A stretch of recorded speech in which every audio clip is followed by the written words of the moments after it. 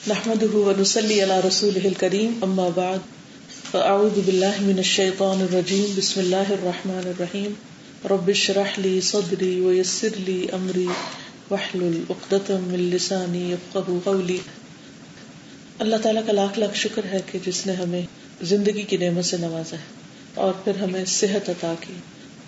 ہم اپنے پاؤں سے چل پھر سکتے ہیں, ہم بول سکتے ہیں, ہم سنتے ہیں, ہم دیکھتے ہیں. اتنی بے شمار نعمتیں ہیں کہ اگر ہم ان کو گننا چاہیں تو گن بھی نہیں سکتے. ایک دفعہ حضرت داؤد علیہ السلام نے اللہ تعالیٰ سے پوچھا کہ آپ کی سب سے چھوٹی نعمت کیا ہے, لیسٹ بلیسنگ کیا ہے؟ فرمایا کہ تم سانس لو, انہیل ایکزیل کرو. یعنی کہا یہ میری سب سے چھوٹی نعمت ہے. اگر آپ دیکھیں کتنی دیر میں سانس لیتے پتہ بھی نہیں چلتا, ہم سو رہے ہوتے ہیں تب بھی سانس لے رہے ہوتے ہیں. تو آپ دیکھیے کہ اگر یہ ایک چھوٹی سی نعمت ہے اور اس کا ہماری زندگی پر اتنا بڑا اثر ہے تو پھر بڑی بڑی نعمتیں کیا ہوں گی. اور خاص طور پر جو آخرت میں نعمتیں ہیں جنت کی شکل میں, کہ جہاں سانس کے ساتھ ہی انسان اللہ کا ذکر کر رہا ہوگا اور اس کو کسی قسم کی کوئی تکلیف, بیماری, کوئی پریشانی, کوئی دکھ, کوئی فکر ہوگا ہی نہیں.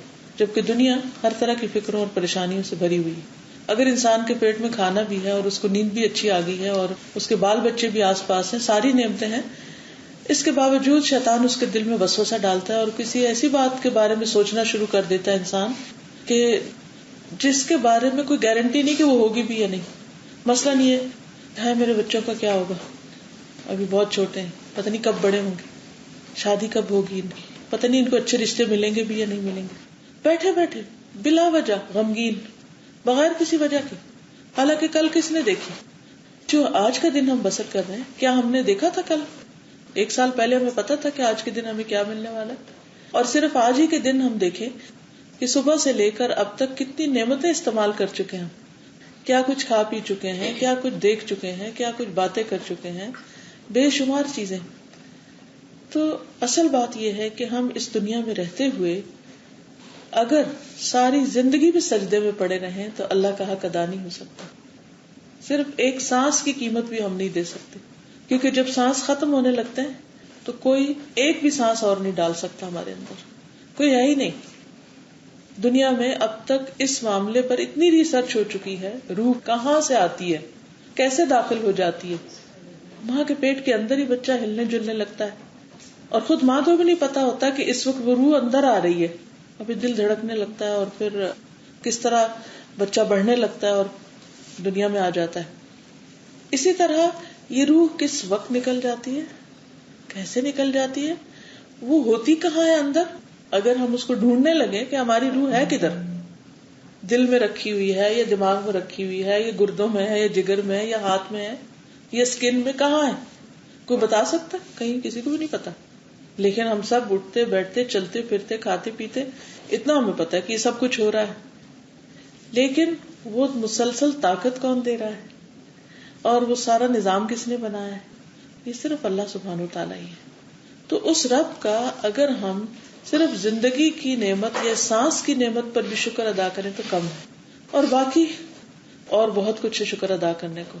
تو اب سوال یہ پیدا ہوتا ہے کہ ہم شکر کیسے ادا کریں, کیونکہ حضرت داؤد علیہ السلام کے بارے میں آتا ہے کہ وہ کہتے تھے کہ یا رب تو مجھے بتا میں تیرا شکر کیسے ادا کروں, کیونکہ تیرا شکر ادا کرنے کی جو توفیق ہے وہ بھی شکر کے قابل ہے.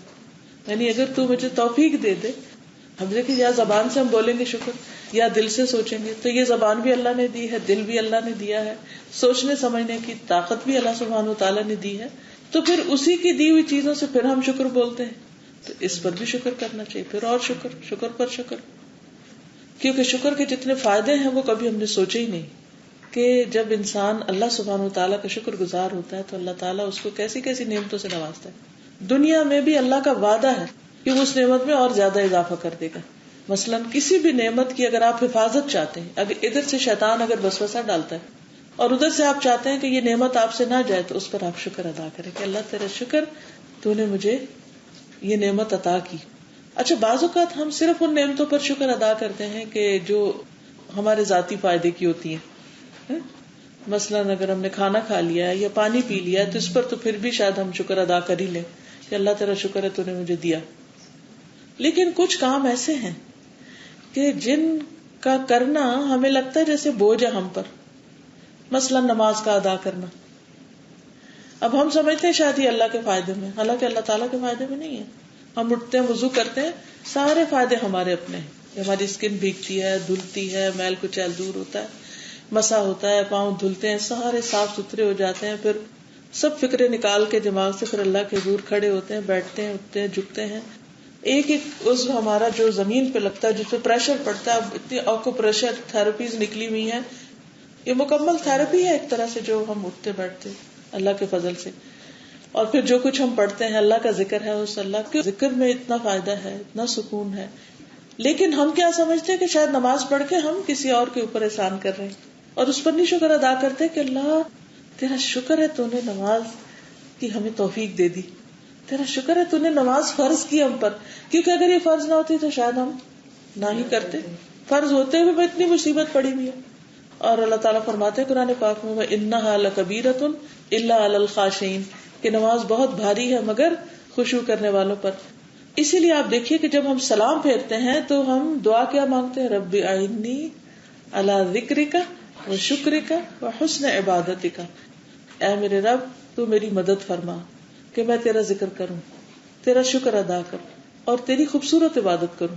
تو نماز کے اوپر جو شکر ادا کرے کہ اللہ تیرا شکر، تو نے مجھے توفیق دی کہ میں تیری عبادت کر سکوں، اور اتنے تو نے مجھے اس کے ذریعے فائدے عطا کیے اور مجھے تو اس طرف لے آیا. ورنہ کتنے ہی لوگ ایسے ہیں جن کے کانوں میں اذانیں پڑتی ہیں، ان کا دل ٹس سے مس نہیں ہوتا، نہ وہ مسجد کی طرف جاتے ہیں، نہ وہ گھر میں نماز ادا کرتے ہیں، نہ وہ اس چیز کی قدر کرتے ہیں. اگر پڑھتے بھی ہیں تو کہتے ہیں چلو حاضری لگوا دیں، شکر ادا نہیں کرتے. پھر آہستہ آہستہ کیا ہوتا ہے، وہ نمازوں کے اندر کوئی کوالٹی نہیں رہتی کیونکہ شکر ادا نہیں کیا ہوتا نا اس پر. پھر اسی طرح جیسے روزہ مکمل ہو تو شکر ادا کرنا چاہیے کہ اللہ تیرا شکر ہے، مجھے تو لگ رہا تھا جیسے میں اس دفعہ روزے نہیں رکھ پاؤں گی، اتنے لمبے گرمیوں کے تھے، لیکن تیرا شکر ہے تو نے مجھے توفیق دی. اس لیے جب ہم روزہ افطار کر لیتے پھر دعا پڑھتے ہیں ذهب الظمأ وابتلت العروق وثبت الاجر انشاءاللہ. وہ بھی اللہ کا شکر ادا کرتے ہیں کہ پیاس چلی گئی اور ساری رگیں تر ہو گئی اور اجر لکھا گیا.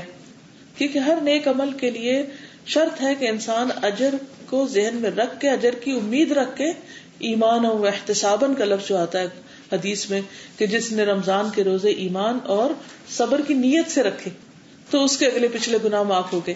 تو جب وہ اجر کی نیت سے رکھتے ہیں تو پھر افطار کے وقت کہتے ہیں وثبت الاجر انشاءاللہ. کیونکہ جب انسان کو یہ یقین ہوتا ہے کہ اللہ تعالیٰ اجر دے گا تو اس کی عبادت کی کوالٹی اور بڑھ جاتی ہے. پھر اسی طرح اللہ سبحانہ وتعالیٰ ہمیں توفیق دیتا ہے کبھی کوئی دین کا کام کرنے کی، کوئی بندوں کی خدمت کرنے کی. تو بعض اوقات شیطان ہمارے دل میں وسوسہ ڈالتا ہے اور ہم اس کام کو اپنے لیے بوجھ سمجھنے لگتے ہیں کہ بڑا مشکل ہے، اب روز کون گھر سے نکلے جائے پڑھائے، روز کون گھر سے نکلے جائے کسی کے لیے کوئی مدد کرے. کوئی بھی خدمت کا کام، مثلاً آپ لوگ عیادت کرنے کے لیے آتے اور آپ کو معلوم ہے مریض کی عیادت کا اجر کتنا ہے، کتنا زیادہ ہے. آپ میں سے معلوم ہے کسی کو 70,000 فرشتے اس کے لیے بخشش کی دعا کرتے ہیں. آپ بھلا 70,000 بندوں کو بٹھائیے کہ ذرا دن رات ہمارے لیے دعا کیجیے، کوئی کرے گا؟ کوئی بھی نہیں کرے گا. آپ اللہ کے حکم سے ایک نیک کام میں لگتے ہیں، فرشتے آپ کے لیے دعائیں شروع کر دیتے ہیں.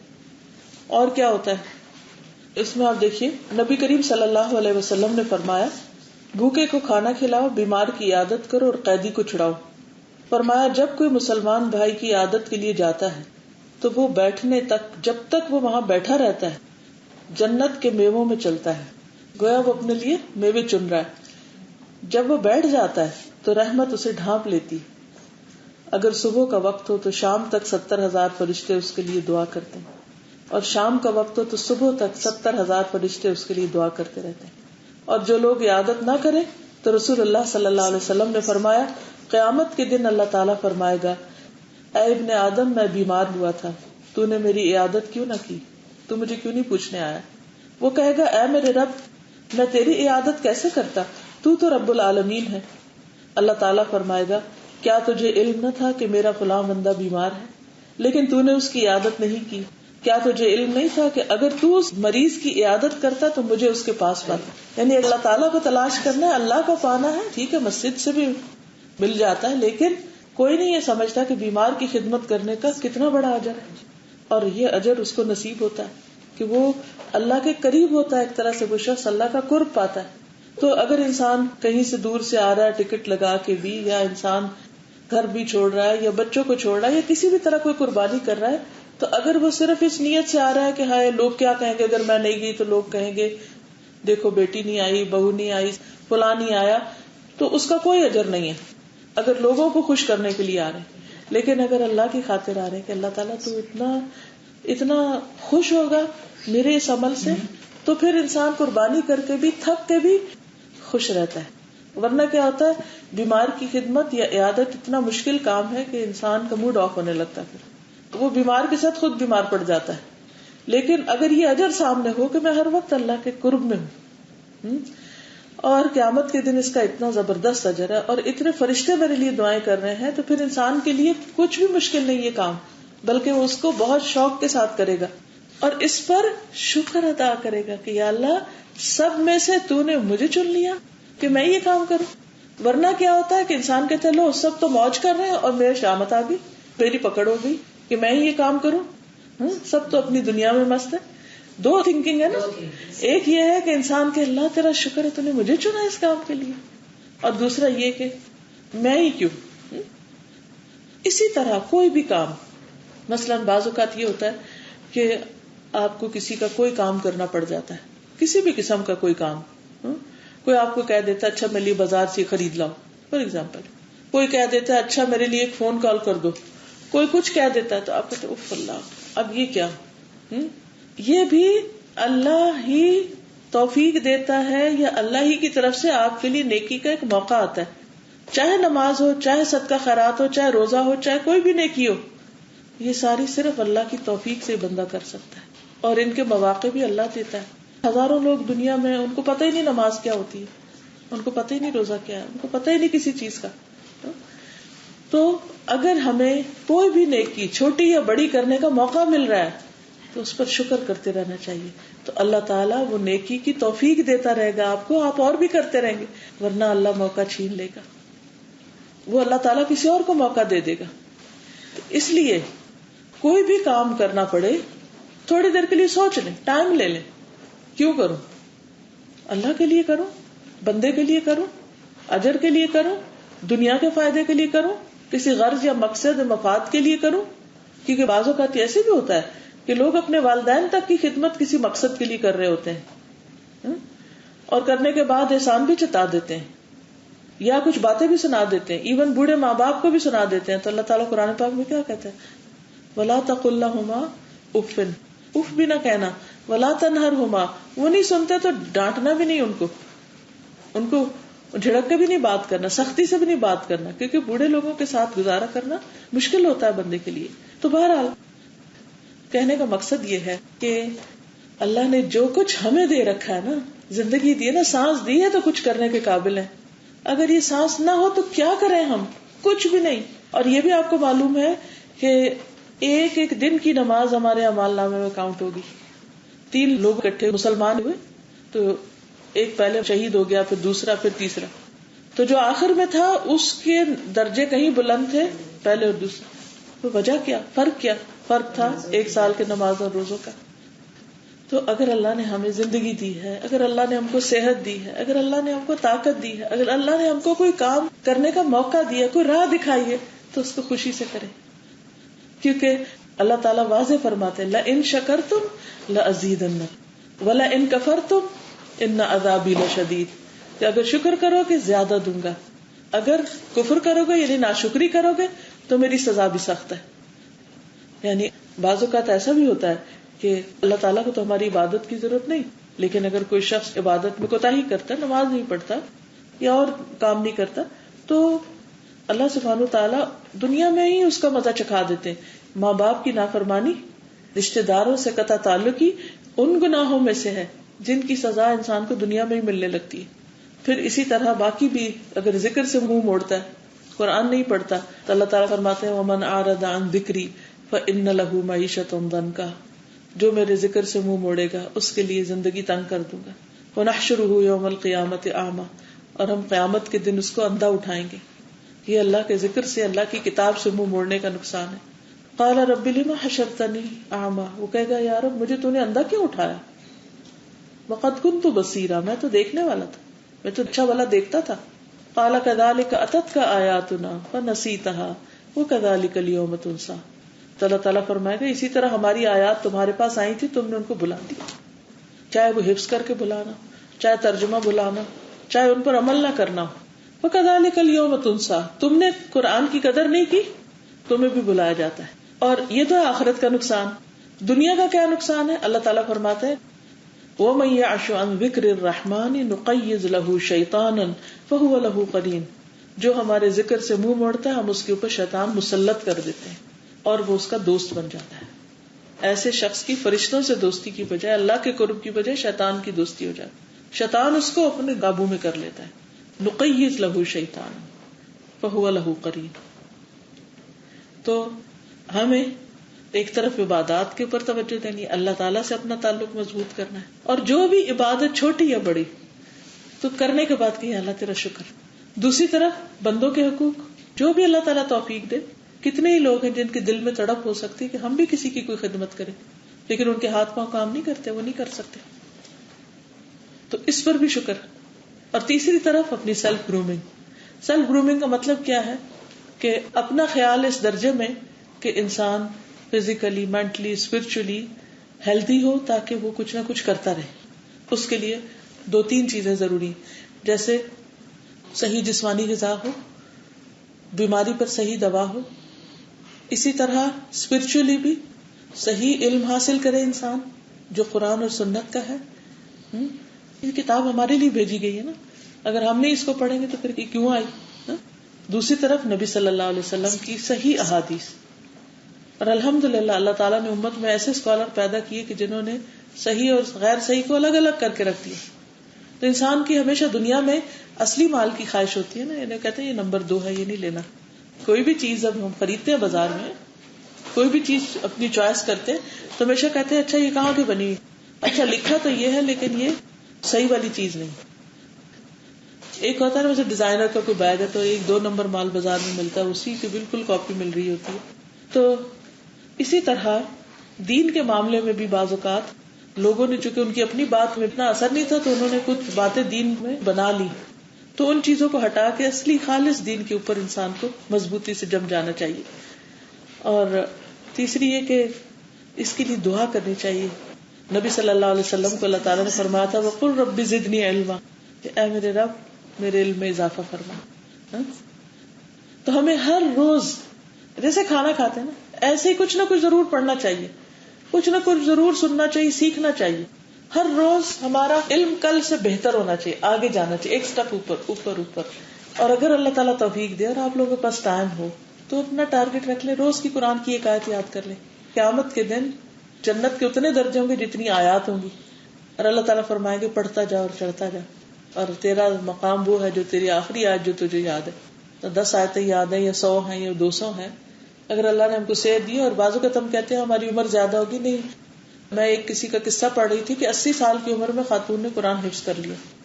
وہ لگی رہی پھر بھول جاتا، پھر لگی نہیں، ہو گیا ان کا. ہمارا بھی ہو سکتا ہے. یہ آخری عمر جو ہوتی ہے ہم بونس میں گزارتے، تو یہ جو بونس میں ہمیں ملا ہوا ہے اس کو ہم اتنے اچھے سے زیادہ قرآن پڑھتے ہوئے اور زیادہ سے زیادہ ذکر کرتے ہوئے گزارے تاکہ اللہ سبحانہ وتعالی ہم سے راضی ہو جائے. مجھے امید ہے کہ یہ دعائیں بھی آپ پڑھتے ہوں گے. اس میں جو سب سے پہلی صبح شام کے اذکار کی جو تسبیح ہے اللہ سبحانہ وتعالی کی، اتنی خوبصورت ہے. اس کے بارے میں جو حدیث ہے وہ میں آپ کو سناتی ہوں. اللہ سبحانہ وتعالی کی جو حمد و ثنا ہم کرتے ہیں تو اس کے بارے میں آتا ہے، حضرت جویریہ کہتی ہیں کہ جب نبی صلی اللہ علیہ وسلم فجر کی نماز کے بعد صبح سویرے ان کے پاس سے نکلے تو وہ اپنی نماز کی جگہ پر تھی. چاش کے وقت جب آپ لوٹے تو دیکھا کہ وہیں بیٹھی ہیں. آپ نے فرمایا تم اسی حال میں رہی جب سے میں نے تم کو چھوڑا؟ تو حضرت جویریہ نے کہا جی ہاں. آپ نے فرمایا میں نے تمہارے بعد 4 کلمات 3 بار کہے، اگر وہ ان کلمات کے ساتھ تولے جائیں جو آج تم نے اب تک کہے ہیں تو وہی بھاری ہوں گے. یعنی وہ صبح سے بیٹھی ہوئی تھی اور نبی صلی اللہ علیہ وسلم نے حضرت جویریہ کو یہ چند لفظ سکھائے، اور وہ کیا ہے؟ سبحان اللہ و بحمدہ عدد خلقہ ورضا نفسہ وزنۃ عرشہ ومداد کلماتہ، کہ اللہ ہی کی تعریف ہے، اللہ ہی کی تسبیح ہے اس کی حمد و ثنا کے ساتھ. سبحان اللہ وبحمدہ، کتنی حمد و ثنا، کتنی تسبیح اللہ کی، کتنی تعریف اللہ کی، اس کی مخلوق کی تعداد کے برابر. اگر صرف اس وقت آپ اپنے پاؤں کے نیچے جو فرش ہے، اس فرش کے اوپر جو پتھر لگا ہوا ہے، اس پتھر کے جو ذرات ہیں انہیں کی تعداد گننا چاہیں گن نہیں سکتے. اس کمرے میں کتنی چیزیں ہیں، اس ایریا میں کتنے درخت ہیں، آسمان میں ستارے کتنے ہیں، سمندر کے پانی کے قطرے کتنے ہیں، کتنی تعداد ہے. کوئی عدد تو ختم ہی ہے. ساری زندگی میں انسان صرف نمبر گنتا رہنا تو گن نہیں سکتا. ایک ہوتا ہے ہم تسبیح پہ پڑھتے ہیں، ٹھیک ہے آپ گنتی کرتے ہیں تھوڑی، لیکن اگر آپ یہ کہہ دیتے ہیں کہ یا اللہ جتنی تیری مخلوق ہے ان کے عدد کے برابر تیری تعریف، اس سے بڑی کیا تسبیح ہو سکتی ہے. اور پھر ورضا نفسی ہی، اس کے نفس کی رضا کے مطابق، کیونکہ اللہ کی رضا قرآن مجید میں آتا ہے ورضوان اللہ اکبر، اللہ کی رضا سب سے بڑی چیز ہے، اس سے آگے کوئی چیز نہیں. صحابہ کرام کو جو سب سے بڑا سرٹیفکیٹ ملا تھا رضی اللہ عنہم ورضوا عنہ، اللہ ان سے راضی ہو گیا اور وہ اللہ سے راضی ہو گئے، تو ان کو سب سے بڑی کامیابی مل گئی. تو یا اللہ میں اس وقت تک تیری تسبیح کرتی ہوں جب تک تو راضی ہو جائے. وزنۃ عرشہ، اور اس کے عرش کے وزن کے برابر. عرش کتنا بڑا ہے ہم امیجن بھی نہیں کر سکتے، کیونکہ جو فرشتہ عرش کو اٹھائے ہوئے اس کے کان کی لو اور صرف گردن کے بیچ میں فاصلہ جو کئی سو میل ہے، وہ خود فرشتے کتنے بڑے ہیں جو 4 فرشتے اٹھائے ہوئے. عرش کتنا بڑا ہوگا، ہمارے دماغ ہی نہیں کام کرتا. اور پھر ومداد کلماتہ، اللہ تعالیٰ کے کلمات کی سیاہی کے برابر. قرآن مجید میں اللہ تعالیٰ فرماتے ہیں قُلْ لَوْ كَانَ الْبَحْرُ مِدَادًا لِكَلِمَاتِ رَبِّي لَنَفِدَ الْبَحْرُ قَبْلَ أَن تَنفَدَ كَلِمَاتُ رَبِّي وَلَوْ جِئْنَا بِمِثْلِهِ مَدَدًا. کہہ دیجئے کہ اگر میرے رب کے کلمات لکھنے کے لیے سارے سمندر سیاہی بن جائیں تو میرے رب کی باتیں ختم نہ ہوں. ہاں ہم اتنے ہی سمندر اور کیوں نہ لے آئیں. ایک سمندر میں کتنی سیاہی، اگر پوری دنیا بھی ہر وقت لکھے نا تب بھی وہ نہیں ختم ہوتے. تو انسان امیجن نہیں کر سکتا. تو آپ سوچئے یہ کلمات کتنے بڑے ہیں، کتنے بھاری ہیں، کتنے اجر والے ہیں. اور اگر کسی کو یہ پڑھنے کی توفیق ہو جائے تو اس کو کتنی بڑی نعمت مل جائے. لیکن لا علمی کی وجہ سے پتہ ہی نہیں. ہم اللہ کی تعریف کا، اللہ کی تسبیح کا حق ادا ہی نہیں کر سکتے. تو اس لیے بہت ضروری ہے کہ ہم دین سیکھتے رہیں، نئی باتیں معلوم کرتے رہیں. کوئی پتہ نہیں کون سی چیز کتنے فائدے کی مل جائے ہمیں. جیسے وہ ہوتے ہیں نا سونے کی کان کھودتے جاتے ہیں اور اندر سے نکلتا آتا. تو کوئی نہیں معلوم کہ کہاں سے کیا نکل آئے. اس پر عمل کریں تو اللہ تعالیٰ کو کون سی چیز پسند آ جائے. تو اس لیے ہم سب کو چاہیے کہ اپنے وقت کو بہت اچھے کاموں میں اور خاص طور پر سب سے زیادہ علم حاصل کرنے میں، کیونکہ قرآن مجید میں 700 دفعہ 87 طریقوں سے علم کا ذکر آیا ہے. اتنی فضیلت ہے علم کو. تو کیونکہ آپ دیکھیے نا اب یہ چند لفظ ہیں اور اس کے پڑھنے کا بے پناہ اجر، بے پناہ. اب اگر کوئی پڑھ رہا ہے اور جو نہیں پڑھ رہا دونوں کیسے برابر ہو سکتے؟ جو پڑھ رہا ہے وہ کیوں پڑھ رہا ہے؟ کیونکہ اس کو پتہ چل گیا. اور جس کو پتہ ہی نہیں چلا وہ بےچارا ایسے ہی غافل، وہی ٹائم ایسے ضائع کر دیتا ہے ادھر ادھر کی باتوں میں. تو اس لیے جاننا جو ہے وہ بہت ضروری ہے. قرآن پاک میں اللہ تعالیٰ فرماتے ہیں قُلْ هَلْ يَسْتَوِي الَّذِينَ يَعْلَمُونَ وَالَّذِينَ لَا يَعْلَمُونَ. کہہ دیجئے کیا وہ جو جانتے اور وہ جو جانتے ہی نہیں برابر ہو سکتے ہیں؟ کبھی بھی نہیں ہو سکتے. تو اس لیے ہر وقت ایفرٹ لگائے رکھنا چاہیے، کچھ نہ کچھ سیکھتے رہیں. اور کس نیت سے سیکھے؟ اللہ ایسی باتیں پتہ چلے کہ جن پہ ہم عمل کریں اور تجھے راضی کریں. کیونکہ سیکھنے کا اصل مقصد عمل ہے. کہیں حاضری لگوانا ہے، کوئی سرٹیفکیٹ حاصل کرنا نہیں ہے. اصل چیز عمل ہے. اگر ہمارا عمل بدل گیا اور اللہ کی رضا مل گئی تو دنیا کی ہر نعمت سے بہتر ہے قرآن مجید کا ہی ملنا. اب مثال کے طور پہ آپ دیکھیے کہ قرآن مجید پڑھنا اور اس کو سمجھنا. قرآن پاک میں اللہ تعالیٰ فرماتے ہیں قل بفضل اللہ وبرحمتہ فبذلک فلیفرحوا هو خیر مما یجمعون. کہہ دیجئے کہ اللہ کے فضل اور اس کی رحمت پر انہیں چاہیے کہ خوش ہو جائیں. یہ قرآن ہر اس چیز سے بہتر ہے جسے لوگ جمع کر رہے ہیں. کوئی مال و دولت ہے، یہ پراپرٹیز ہیں، یہ کپڑے ہیں، یہ زیور، کچھ بھی جو کوئی جمع کرے، ان سب سے بہتر یہ دولت ہے جو قرآن مجید کی، کہ اس کو کوئی پڑھے اور اس کو کوئی سمجھے اور اس کو کوئی جانے. تو اس لیے بہت ضروری ہے کہ ہم اپنی زندگی کا کچھ حصہ اس کے لیے خالص اللہ کی رضا کے لیے وقف کریں. وہ صبح کا ہو، دوپہر ہو، وہ شام ہو، وہ رات ہو، وہ آدھی رات ہو، وہ کوئی جو اللہ توفیق دے. اور ایک دفعہ جب آپ چل پڑیں گے نا تو اللہ کا وعدہ ہے، ایک قدم چلو گے 10 قدم اللہ کی طرف سے مدد آئے گی. کیونکہ یہ کتاب مبارک ہے قرآن مجید. کتاب انزلناہ الیک مبارک، یہ کتاب جسے ہم نے آپ کی طرف نازل کیا یہ بہت برکتوں والی. کیوں نازل کیا؟ لیدبروا آیاتہ، تاکہ لوگ اس کی آیتوں میں غور و فکر کریں. ولیتذکر اولو الالباب، اور چاہیے کہ عقل والے اس سے نصیحت پکڑیں. اس کا مقصد یہ ہے. اور اگر ہم نے نہ اس میں غور و فکر کیا، نہ نصیحت پکڑی، تو قرآن کے آنے کا مقصد کیا تھا پھر؟ کیوں بھیجا اللہ تعالیٰ نے؟ اللہ تعالیٰ خود فرما رہے اس لیے بھیجا ہے کہ سمجھو اور نصیحت پکڑو، اور ہم وہ کریں ہی نہ تو اللہ کی نافرمانی ہے پھر. تو اللہ تعالیٰ سے دعا ہے کہ اللہ تعالیٰ ہمیں بہترین اعمال کی توفیق عطا فرمائے. اگر آپ کچھ کہنا چاہیں تو وہ جو آپ نے جو حدیث بتائی، جو قرآن کی آیت پڑھتا جاؤ اور جنت کے درجات، تو حفظ کے لیے ہے یا جو بہت زیادہ پڑھنے کے عادی ہیں ان کے لیے بھی حدیث ہے؟ دیکھیے کہ وہ سب تو ہاتھ میں لے کے نہیں پڑے گا نا. بیسیکلی تو حفظ کے لیے ہے کہ جس طرح تو دنیا میں پڑھتا تھا اسی طرح پڑھتا جا اور چڑھتا جا. اب آپ دیکھیے کہ اگر وہ آتی ہی نہیں، مثلا آپ سوچیے کہ سیڑھی پہ آپ چڑھ رہے ہیں اور وہ سیڑھی کے سٹیپ اتنے نہیں ہیں، جنت کے ایک درجے سے دوسرے درجے تک، اس سے اگلے درجے، اس سے اگلے درجے، کتنی بلندیاں ہوگی اللہ عالم. تو ظاہر ہے کہ جس کے سینے میں ہوگا وہی پڑھ سکے گا نا. ٹھیک ہے، لیکن حفظ کرنے کا مطلب صرف زبانی رٹ لینا نہیں، بلکہ غور و فکر بھی کرنا ہے اور عمل بھی کرنا ہے. کیونکہ اگر عمل اس کے خلاف ہے تو قرآن اس کے خلاف حجت بنے گا. تو حفظ کا بہت اجر ہے، اور ایک ایک سورت کر کے اگر آپ کرنا شروع کر دیں تو اللہ تعالیٰ توفیق دے گا انشاءاللہ. سبحان اللہ والحمد للہ ولا الہ الا اللہ واللہ اکبر ولا حول ولا قوة الا باللہ العلی العظیم. اللہم صل علی محمد وعلی آل محمد كما صليت على إبراهيم وعلى آل إبراهيم إنك حميد مجيد. اللهم بارك على محمد وعلى آل محمد كما باركت على إبراهيم وعلى آل إبراهيم إنك حميد مجيد. ربنا آتنا في الدنيا حسنة وفي الآخرة حسنة وقنا عذاب النار. ربنا لا تزغ قلوبنا بعد إذ هديتنا وهب لنا من لدنك رحمة إنك أنت الوهاب. ربنا هب لنا من أزواجنا وذرياتنا قرة أعين واجعلنا للمتقين إماما. رب ارحمهما كما ربياني صغيرا. رب ارحمهما كما ربيانا صغيرا.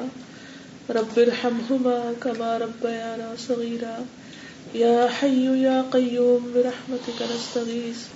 لا الہ الا انت سبحانك انی کنت من الظالمین.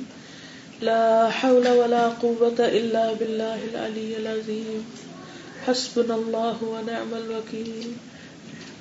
لا الہ الا اللہ وحدہ لا شریک له له الملک وله الحمد وهو على كل شیء قدیر.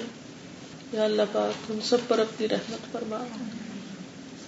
ہے اللہ جو بیمار ہیں ان پر اپنی رحمت نازل فرما، ان کو صحت کاملہ عطا فرما، ان کے اس وقت کے ایک ایک لمحے کو ان کے لیے اجر کا ذریعہ بنا دے. یا رب العالمین تو ان پر اپنی رحمت نازل فرما. جو لوگ ان کی خدمت کر رہے ہیں، ان کی عادت کر رہے ہیں، ان کو بہترین درجات عطا فرما. یا اللہ تو سارے خزانوں کا مالک ہے، صحت اور عافیت تیرے ہاتھ میں ہے، تو اپنی رحمت سے ان کو صحت عطا فرما. یا اللہ تو ہم سب کو بھی اپنی حفظ و امان میں رکھ. یا اللہ تو ہمیں، ہمارے والدین کو اور ہماری اولادوں اور ہمارے رشتہ داروں اور دوستوں سب کو بخش دے. سب کی پریشانیاں دور فرما، سب کے دکھ دور فرما. یا اللہ ہمارا انجام اچھا کرنا، اللہ ہمارا خاتمہ ایمان پر کرنا، اللہ ہمیں مرتے وقت کلمہ نصیب فرمانا. یا رب العالمین ہماری قبروں کو روشن کر دینا. یا اللہ ہمارا حساب آسان کر دینا. اللہ فتنہ قبر سے محفوظ رکھنا.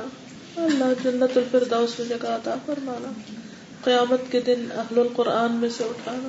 یا رب العالمین تو قرآن کو ہمارے سینوں کی بہار بنا دے, ہمارے دلوں کا نور بنا دے. یا رب العالمین تو ہم سب کو گناہوں سے محفوظ رکھ اور ہمارے گناہوں کو معاف کر دے. اللہم اغفر لنا, اللہم اغفر لنا, اللہم حاسبنا حسابا یسیرا. اللہ تمہاری غلطیوں کو معاف کر دے. ربنا تقبل منا انک انت السمیع العلیم وتب علینا انک انت التواب الرحیم. وصلی اللہ تعالی علی خیر خلقہ محمد وعلی آلہ واصحابہ واہل بیتہ اجمعین برحمتک یا ارحم الراحمین. الہی آمین. سبحانک اللہم وبحمدک اشہد ان لا الہ الا انت استغفرک واتوب الیک. السلام علیکم ورحمۃ اللہ وبرکاتہ.